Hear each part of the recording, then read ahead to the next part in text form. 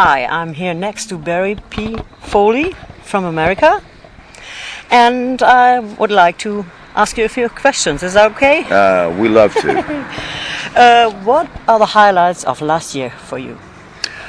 Well, we had my song Never Leaving Texas was #2 in all of Europe, and in the same week it was the #1 most played song in Europe, and I have to think that has to be my highlight. That's great. Great to hear. Do you write your songs by yourself? If not, how do you manage to find a perfect song for your CD? I have to say, I write what I write. I write whenever the inspiration hits me. Sometimes it's auf Deutsch it'd be a Heimatlied. Yeah. Sometimes it's a hometown lead or back home song, as we would say in English. And sometimes it's just an idea of a fantasy or just an idea that comes up, and there's a good hook, and it's like, write a song. I got new songs that some of the most recent songs I wrote is a protest song about Starbucks, and just so whatever crazy thing comes up, and whatever idea we write songs. Sometimes it's good, sometimes it's not good, but we just write songs. Okay. What do you think about country music from now and country music versus the past? Well, if anyone has listened to my music, they would know exactly where I stand. Okay. One of my songs off the new CD is called "Get This Crap Out of My Country."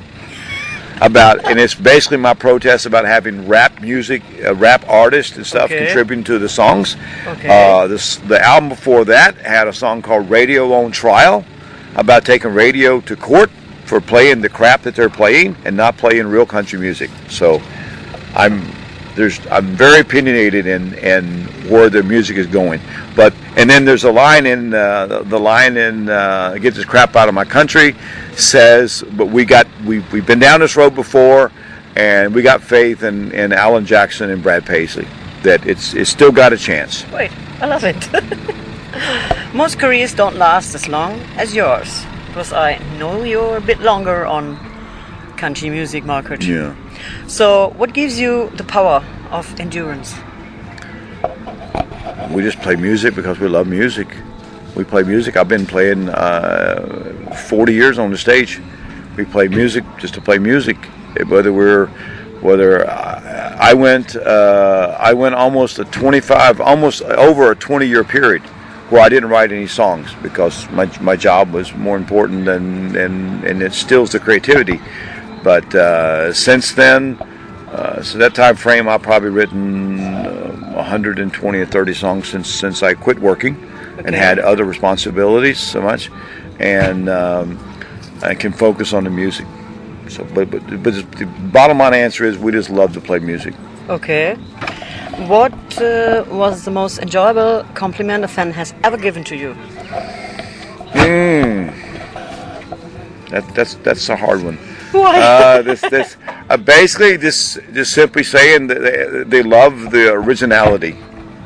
They love to hear something really. They love to hear something different, original, and honest. And that's to me that was the best compliment I can get. Okay. Do you have a special story about yourself?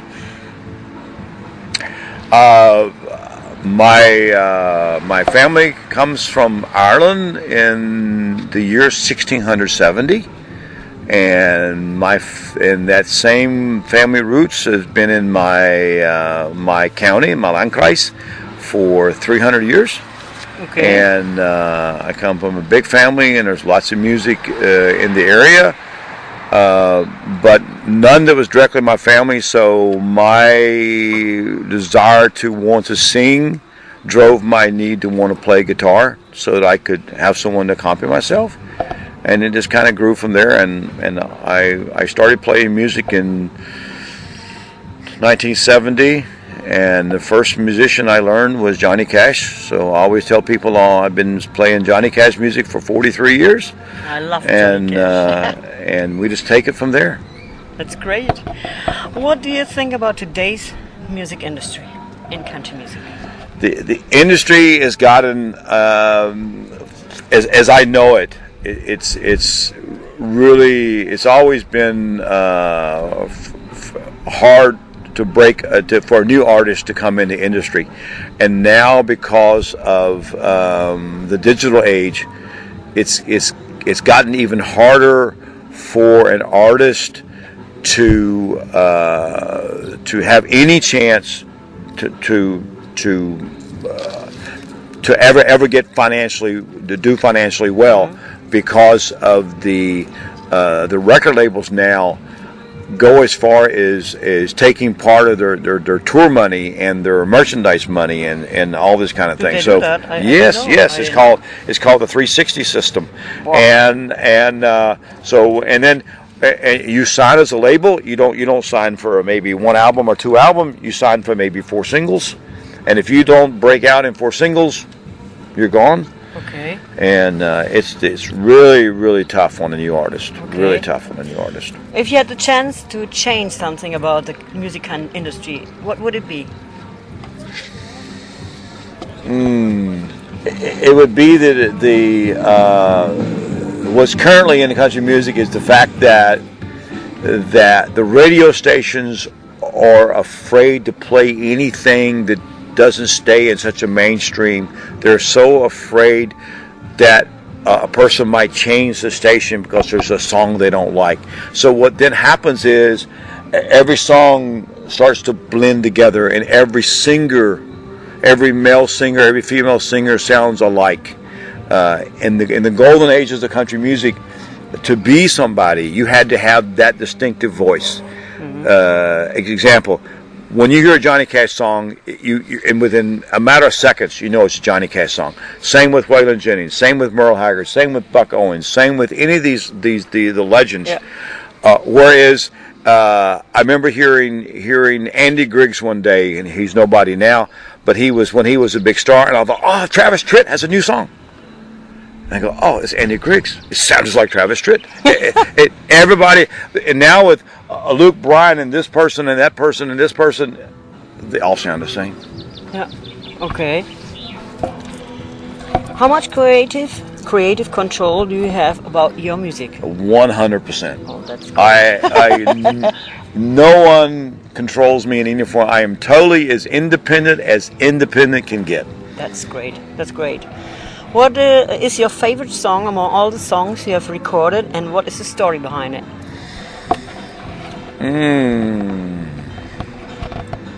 It changes every time I write a new song. That's what Chris Christopherson said one time, and someone asked him that. He said, "Oh, the newest thing I wrote."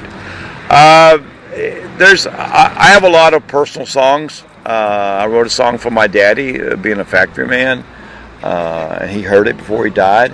I just recently wrote a song that's on this last CD called Mama's Biscuits and Gravy, and she really likes it, and it's a tribute to that. And they're just, because most of my music is in real ballad style, and if they're real songs, if they're songs from my home, these are real things that happened. And one example of that is I have a song called Guardian Angel, and it's about 2 actual events, life-saving events that happened in my life, unexplained, which means there had to be a guardian angel.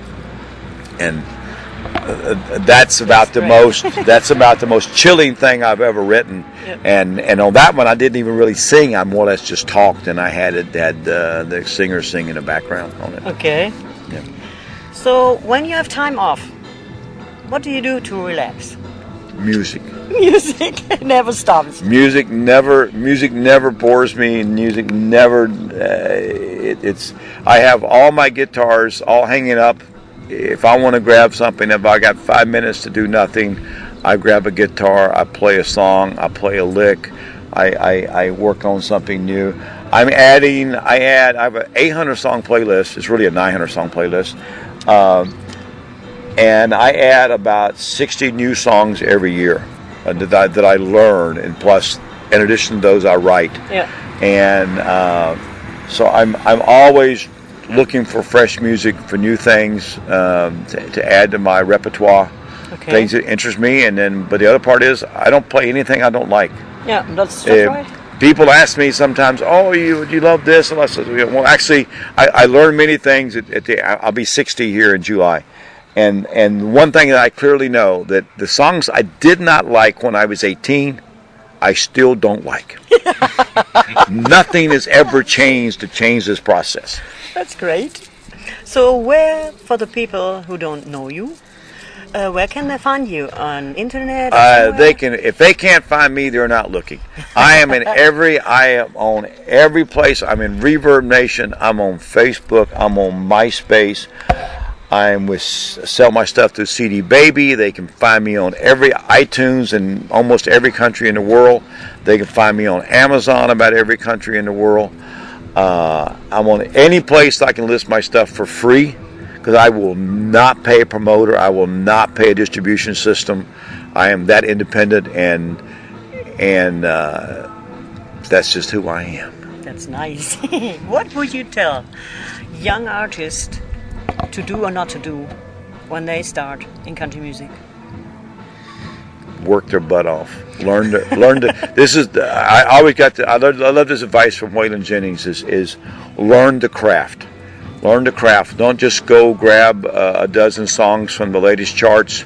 If you're a new singer, you're not going to impress me that you can sing the latest song from Luke Bryan or whoever the newest bump on the hill is. If you can't sing me 50, 60, 75, 100 classic country songs, you haven't done your homework. You don't know country music.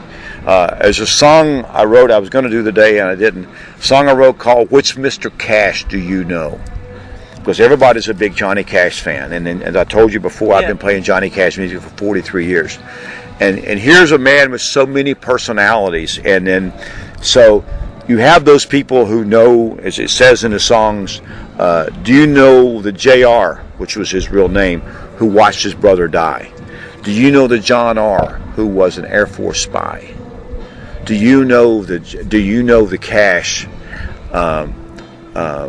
Do you know Johnny just from Sun 221, which is the very first song he recorded? And do you know how he helped Glenn Shirley when he played in Folsom?